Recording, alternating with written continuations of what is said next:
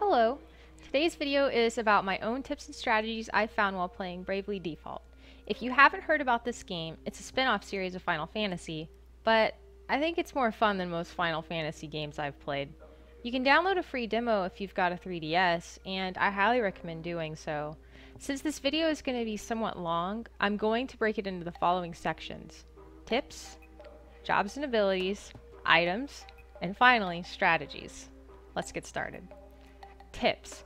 So you can set your game to play for you using the auto feature. While in a battle, if you just press the Y button, auto will mimic however you fought your last battle. So for example, if you set 2 of your characters to brave 4 times each, and then you default the other 2, then the next time you activate auto, it'll immediately begin the battle with the same 2 characters defaulting, and then the other 2 will attack 4 times each. If you run into trouble and you don't have any magic to heal with, you don't have any potions, and like let's say you're either in a dungeon or you're on the map and you're really far away from town to rest at the inn, you can actually turn the encounter rate of the enemies and set it to 0. So to do this, you would press X to access the character screen, and then you would select tactics.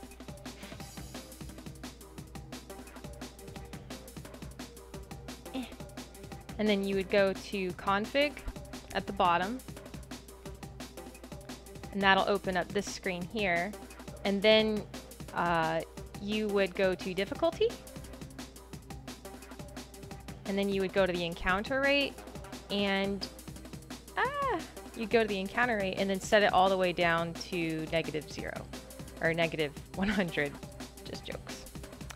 To level your jobs quickly, first set the encounter rate all the way to 100%. When you're on like level 1 jobs, stay in the wild and don't enter any parts of the map, like the dungeons and stuff. Once you reach the level 2 jobs and higher, go to the sand dungeon, which is the far west area. Don't bother with the northeast swamp or the southern castle areas. First off, the southern castle area is like the highest part in the game, and I didn't know that when I first started. So I started the game, I got all excited. I was like, wow, cool. I set the jobs I wanted, and then I immediately didn't pick up quests. I ran south, and yeah, I was dead, and that wasn't fun. But anyways, you could ignore the swamp area simply because the fungus, they do this thing called spore. If you don't kill them quick enough, they'll spore if their HP gets to a certain point, which will duplicate them. It'll create another monster, and it's just obnoxious as hell to fight. So ignore those 2 places and only stay in the sand dungeon. The other thing I noticed too is the job points that you earn per battle. It doesn't seem to reflect the level of the monsters that you fight. Instead, it seems the number of monsters dictates how many job points you actually earn. And since the West Area Sand Dungeon has the most monsters per battle, like, you're gonna get the most job points. I've usually found that you're gonna get anywhere from 3 to 6 monsters each battle, and plus they're lower level than the swamp in the northeast or the castle in the south, so they'll die faster. 2. Jobs and abilities. Okay, this is gonna be a longer section. So starting with my primary damage dealer, and I decided Tiz would be my primary damage dealer. I made him master the ninja job first. They're like a glass cannon in this game. They do more damage than black mages, which is OP. See, like early on, especially when you're under level 5, you don't have a lot of damage going on. So it's important to kill as quickly as possible, but you still want to maintain your overall group in the end. And when I say overall group, like, I'm going to refer to the group that I'm using for the strategy that I'll list at the end. So I made my second damage dealer, Ring-a-Bell, a ninja as well. Edia became a performer first so that she could buff the 2 glass cannon ninjas' physical attacks with Love Power, which is a song. And then I stocked up on the lowest level potions instead of using a white mage early on. Finally, Agnes first mastered Knight, and this is because of the special ability Protect Ally, where the Knight, they'll take the hit of an ally with less than 20% HP. So that's also a nice substitution in case you get low on HP. For the second jobs that I mastered, Tiz became a Sword Master and then Sub Ninja. This is to retain Transience and Comeback Kid as abilities and still make use of Utsusimi. Utsusimi will allow you to evade one attack. Basically, you want him to get nothing ventured out of being a Sword Master, which lets him take half damage and it'll counter with a double multiplier. Ring a Bell will go on to Red Mage until he learns Turntables, which raises his Brave points by 1 whenever he evades an attack. For Edia, I switched her to Black Mage since you're losing both damage dealers to lower damage jobs. You want to get her damage dispersion out of Black Mage, which distributes damage evenly across allies if she gets hit, and since, you know, she's a Clothy, she's going to take a little bit more damage if she gets hit, so this is nice. You'll also see in the strategy section why I'm saying to master these jobs and why you want to use certain abilities, so just like, trust me, it'll all make sense very soon. Finally, Agnes should master White Mage, and this way you've got heals since your battles are probably going to be longer at this point since you lost the 2 ninjas, and you're probably going to just win by attrition anyways. For the third job mastery, Tiz became a Red Mage. Meanwhile, Ring a Bell became a Valkyrie, Edia became a White Mage, and Agnes went Performer. So here's what you're wanting out of this.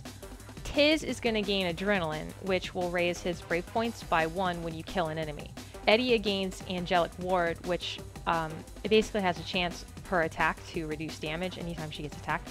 Plus, you want her subbing White Mage when you've mastered all the jobs necessary. Agnes will learn Buff Up, which is a stacking attack and defense buff each turn. And, I mean, I know I've said a lot, but as you can see, like, Agnes is going to be getting to be quite the tank just through her abilities.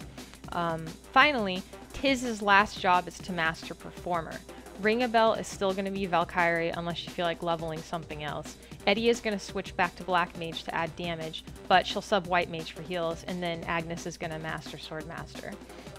What I'm going to do is I'll list a more in-depth main sub / job on my blog, and you should be able to get to that from my YouTube page. I'll basically list what each of the abilities do, the order in which you should do things, and like basically the strategy. And I'm gonna go over it in more depth than I am now. Okay, 3 items. So I'm only going to be focusing on the accessories, and keep in mind everything I'm saying is tailored to my team. Sorry. So for your Knight, I recommend putting on the highest defensive accessory, and this is because I don't use a shield on Agnes. Well, I mean, you can make your Knight whoever you want, but I made mine Agnes. So what you do is I use 2 swords, and then I rely on the defensive accessory as well as the defensive abilities for her to absorb damage. For your primary physical damage dealer, which for me is Tiz, who eventually just remains as Ninja, I use the Rebuff Locket, which I think you either get in a treasure chest or from fighting the first or second boss. I don't remember, I'm sorry. This is going to nullify Charm, which makes sense because you don't want your primary damage attacking yourself. But I have noticed that even when you attack a fellow party member, it doesn't seem to do a lot of damage. For your second damage dealer, which for me is the Valkyrie, you can either use the Star Pendant, which nullifies Poison, or the Peace Ring, which nullifies Confusion. I personally find the Confusion one better simply because Poison, unless you're in the Southern Castle, where those stupid frogs that, like, they poison you and then they just run away, that's the only time that's useful. But then if you have a White Mage who's learned Poisona, then it just really doesn't matter. And then also, like, the only other way you can get poisoned, at least in the demo, is if you go to the swamp in the northeast, you can accidentally run into the little poison bog area. But I mean, it's totally avoidable, so pick the Confusion one. Finally, for your healer / support, use the White Cape, which I think it drops off the turtle. or the second boss, which is the swamp, the northeast swamp boss. But anyways, the white cape's going to nullify silence, so it's good for your healer / support. And then, as I just mentioned, my knight does not use a shield, and again, that's because the abilities I gave her. It's to offset the lack of the shield, so I use defensive accessories. Okay, finally, strategies. So, if you've got all the jobs mastered that I listed above, here's what I typically do for any serious battle. So, Agnes's main job is Knight, whoop, and I have her subbing Sword Master. Tiz is a ninja, and he subs... Tiz is a ninja, and he subs Performer. Ringabel is going to be a Valkyrie, and he subs Ninja. Edia is a Performer sub White Mage.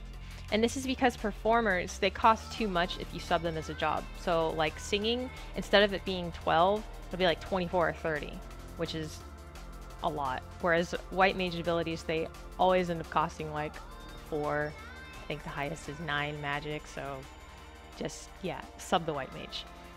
Meanwhile, the White Mage abilities are also always going to be available to you, unlike if you were to sub Red Mage, where you only have, you know, the lower level stuff available.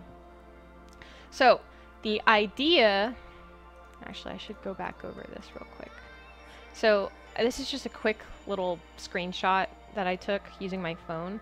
And this is going to show you the different abilities that I've chosen. Like Chivalrous Spirit is from being a knight, Buff Up is from being a performer, Angelic Ward is from being a White Mage. And I use these all for a reason. All the ones that are chosen are for a reason. And I'm going to explain it in just a moment. I'm just letting you see them right now though. These are what I've chosen. You can change them if you want, but again, I'm just going over my strategy. So. And then finally there's Edia's. Okay, so the idea is that on your first turn, Agnes will full cover, and that's going to protect one of your allies if they take a physical attack. Tiz is going to sing Catch Me. Catch Me basically taunts for 5 turns. Ringabel is going to Utsumi, which again is going to make him evade. It's going to guarantee him an evade if he gets hit. And then Edia is going to sing Love Power, which is going to increase, I think it's both magic and physical attack by, it's like 15 or 20%. It's a lot, so it's definitely worth doing. And that lasts, I think, 4 turns.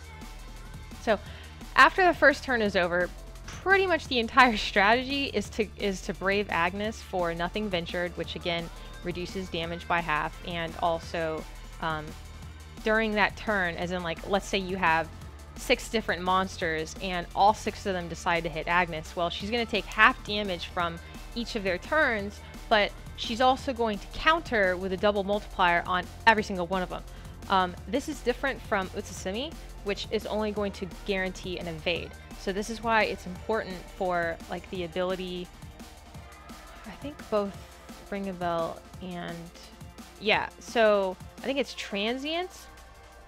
Let me find out.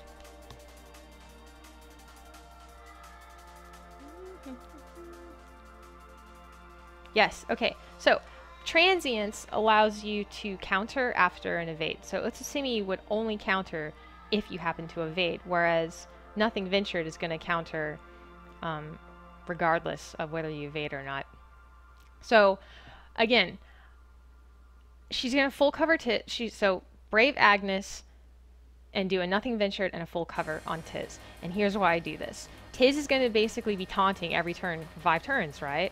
Well, Agnes, meanwhile, is going to take Tiz's hits. And then, since she's got 2 swords instead of a sword and board, she's not only going to protect Tiz and take, like, no damage, because she's got all these defensive abilities, but she's going to counter with a double multiplier on each mob that tries hitting Tiz for that entire turn.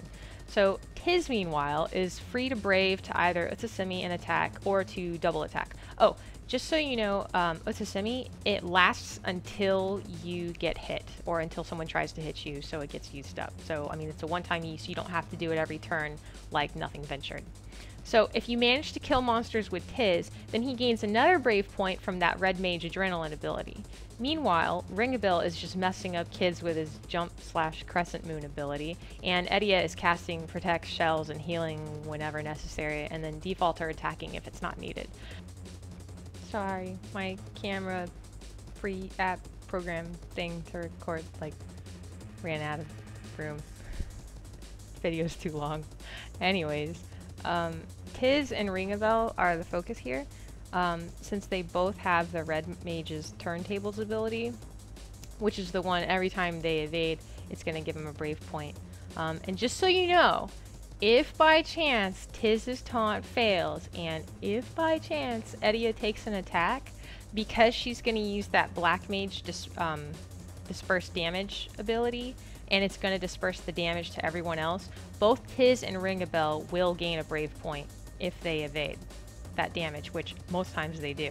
So this basically means you're never going to run out of brave points while using Jump or Crescent Moon on Ringabel or your Valkyrie, and while setting Ringabel's actions. And then Tiz will just use up brave points to continue attacking. So anyways, these are just my thoughts on the game and the things I've tried working on. There's obviously unlimited possibilities for strategy, so have fun with it, and I hope it helps.